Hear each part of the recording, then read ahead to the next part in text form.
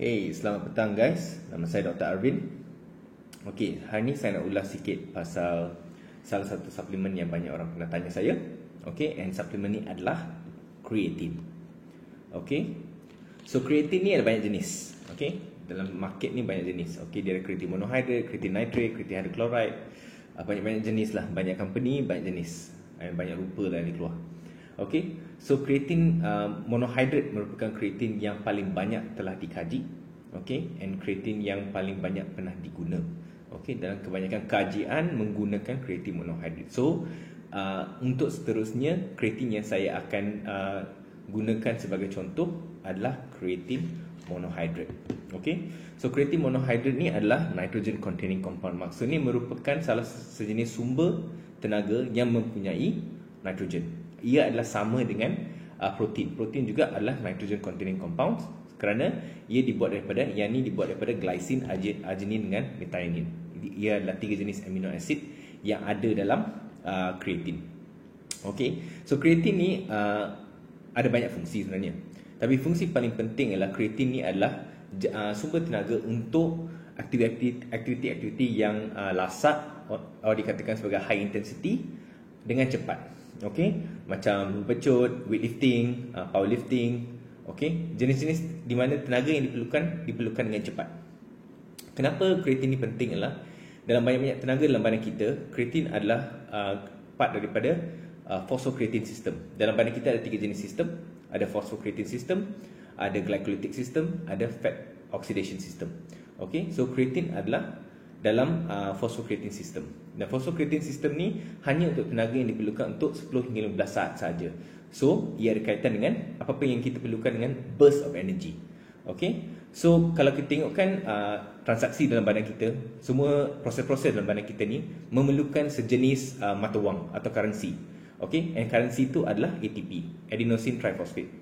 So, apabila kita apa-apa proses sel yang dilakukan, ATP ni dibayar untuk melakukan proses itu, dan hasil baki daripada bayaran itu adalah ADP, adenosine diphosphate. Okey, untuk mata wang itu menjadi balik kepada ATP, ia memerlukan satu fosfat. Okey, satu fosfat untuk ditambahkan kepada ADP untuk menjadikan ATP. Adenosine diphosphate itu adalah 2 fosfat, triphosphate ada 3. So, mana badan nak dapatkan fosfat tu? Dengan laju daripada creatine. Okey, apa creatine akan buatlah? Creatine akan berada dalam bila dia berada dalam badan kita, ia berada dalam form of creatine phosphate. Maksudnya creatine tu ada pegang satu fosfat tu. So bila ADP perlukan fosfat tu, creatine akan donate, akan menderma fosfat tu kepada ADP untuk menghasilkan ATP. Okey, so macam itulah ATP dihasilkan dengan laju dalam badan kita. Tapi remember, tenaga ni hanya adalah untuk 10 hingga 15 saat saja. So, acara lomba pecut, apa-apa weightlifting, di mana satu rep saja, tapi dengan cara yang laju. Okey. So, ia sangat-sangat penting untuk creatine tu banyak dalam badan. So, soalannya, creatine ni ada tak dalam badan? Okey. Dan badan kita memang ada creatine. Okey, 95% daripada creatine berada dalam otot. 5% berada dalam otak dan juga testis untuk lelaki. Okey, so dari segi itu, badan seorang yang buat 70 kilo, okey, dalam otot dia ada lebih kurang 120 millimol creatine. Okey, so iaitu merupakan 60 hingga 80% saturation. Maksudnya dia dah berbanyak dah dipenuhkan oleh creatine adalah hanya 60 hingga 80%. So baki 20 hingga 40% tu boleh datang daripada creatine supplementation.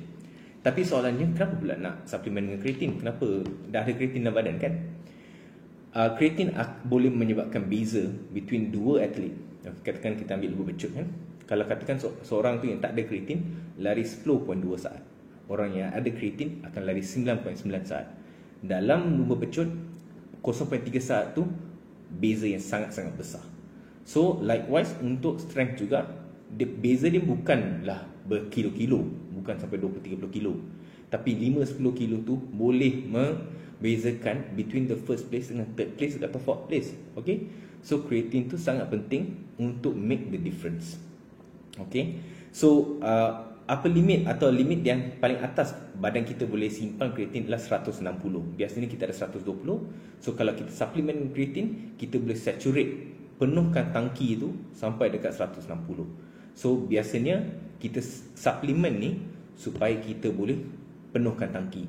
Okey, untuk orang-orang yang diet ni kebanyakan vegetarian, tangki dia rendah sikit, dia 90 hingga 110. So dia akan kreatin sangat bermanfaat pada orang yang biasanya adalah vegetarian diet. Okey, sebab kebanyakan sumber-sumber kreatin adalah daripada daging, ikan, ayam pun ada, tapi ayam tidak bagus sangatlah. Okey, kebanyakan red meat ni memang banyak kreatin. Okey, so harap anda faham so far. Okey, so selain tu apa yang kreatin akan buat ialah kreatin adalah salah satu suplemen yang akan masuk dalam otot. Bila ia masuk dalam otot, ia akan tarik air. Okey, bila ia tarik air, ia akan menyebabkan sel-sel dalam otot tu mengembang sikit. Okey, so bila ambil kreatin ni, masa akan nampak lebih full sikit. Okey, dan sel biasanya bila dikembangkan, ia akan menyebabkan sintesis protein akan naik juga. Dia akan stimulate sintesis protein dalam badan. Okay, so ia merupakan satu lagi manfaat menggunakan kreatin actually. So satu adalah sebagai sumber tenaga, kedua ialah ia akan menolong membesarkan otot, menyebabkan otot nampak lebih full. Okay, so kreatin juga pernah digunakan untuk prevent head injury, biasanya daripada mild traumatic brain injury atau dikatakan concussion.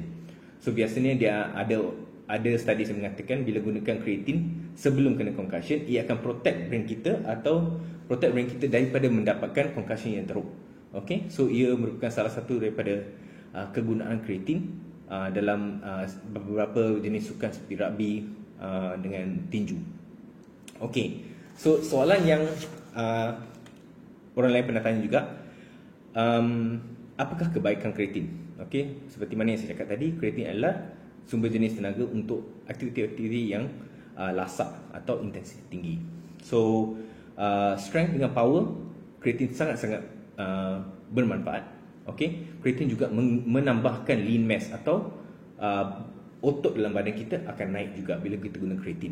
Ia merupakan salah satu manfaat yang sangat-sangat bagus berbanding apa-apa jenis suplemen yang ada kat luar, even berbanding dengan whey protein.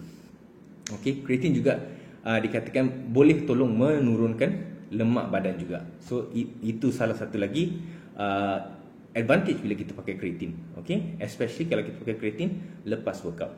Nanti saya cakap sikit lagi. Selain itu, kreatin juga digunakan dalam orang-orang yang lebih tua. Okay, dikatakan ada masalah dengan muscle mass yang dikatakan sebagai sarcopenia.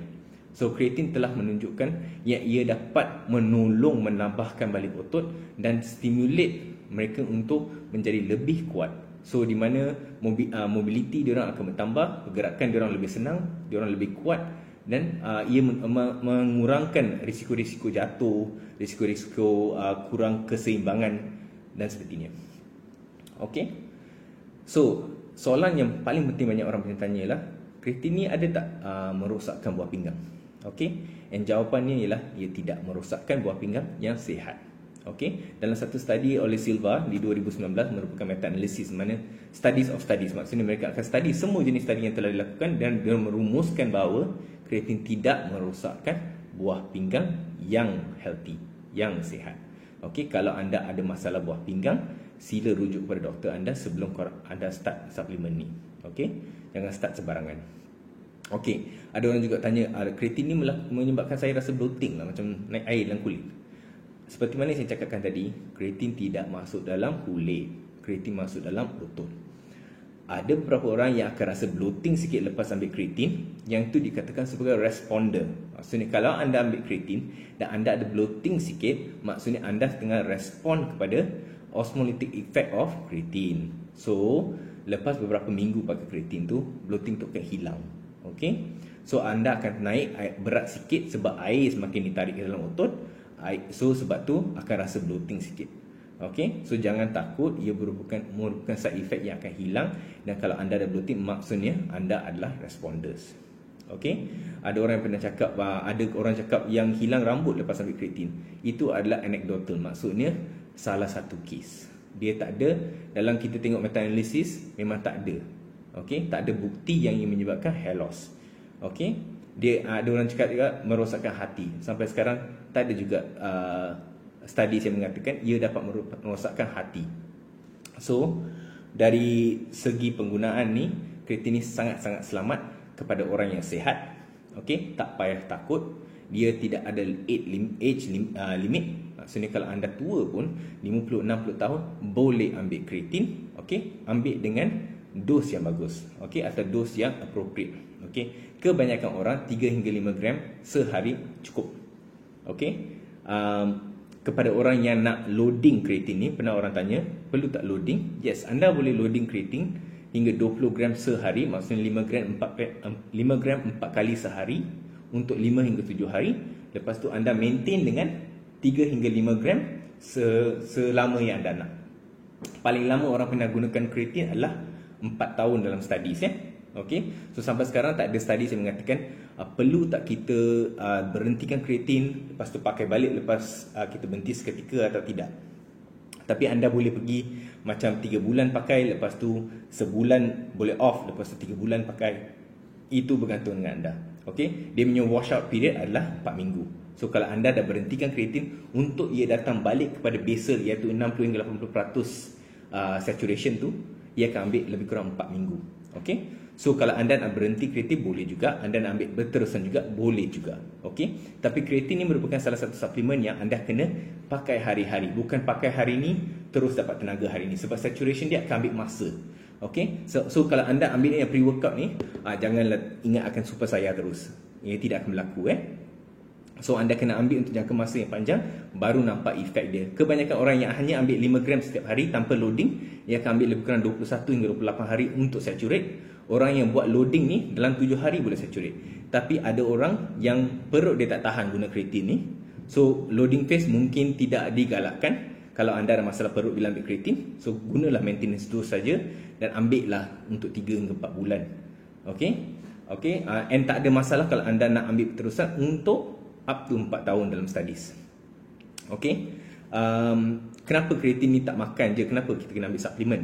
Okey, untuk mendapatkan kreatin daripada makanan, okey, untuk dapat 5 gram kreatin tu, anda kena makan lebih kurang salmon steak tu 250 gram. Salmon steak 250 gram tu dekat 25 hingga 30 ringgit. Okey, satu botol ni 120 ringgit, ada 200 scoop 5 gram ni. Okey, so pakailah kreatin supplementation, lagi berbaloi. Okey, untuk saturate tu pakailah kreatin supplementation. Jangan bazir masa cuba makan kreatin, sebab takkan sampai duit pun akan pokai nanti. Okey, so satu botol macam ni ada RM120 untuk sekilo. Okey, 1000 grams. Okey, so saya harap anda faham. Okey, kepada orang yang tanya kalau perlu ambil sebelum atau lepas workout, kalau anda nak kurangkan lemak badan, nak naikkan lean mass atau berat otot dan meningkatkan kekuatan, most studies akan cakap lepas workout lagi bagus, sebab lepas workout otot kita lebih pump untuk senang sikit nak tarik kreatin masuk dalam. Okey, so dia punya efek bagus sikit lepas workout berbanding dengan sebelum workout. So kalau anda nak ambil, I akan advise lepas workout. And kalau anda nak ambil dengan kopi atau caffeine, masa loading tu baik kalau kita tidak campur, sebab ada interference sikit, ada bercanggah sikit between dua-dua suplemen ni, especially masa loading. So kalau nak ambil tu caffeine, ambil pre-workout, kreatin ambil post-workout supaya tak bercanggah sangat. Okey, sebab kreatin punya efek akan hilang kalau dia bercanggah dengan caffeine, sebab dua-dua tu ada mekanisme dia lain sikit. Okey, so bagi orang yang vegetarian, I would advise yang anda gunakan kreatin, sebab kreatin ni biasa dengan daging. Okey, so kreatin supplementation kepada orang yang vegetarian sangat-sangat bagus. And jangan takut, ambil daripada brand-brand yang credible. Guna kreatin monohydrate 3 hingga 5 gram sehari lepas workout, dan minumlah air secukupnya. Okey, jangan tak minum air nanti rasa kering kontang pula, sebab air akan ditarik ke dalam otot, you akan rasa dahaga. So minumlah air lebih sikit bila on kreatin. Alright, so harap anda faham. Alright, thank you for hearing guys.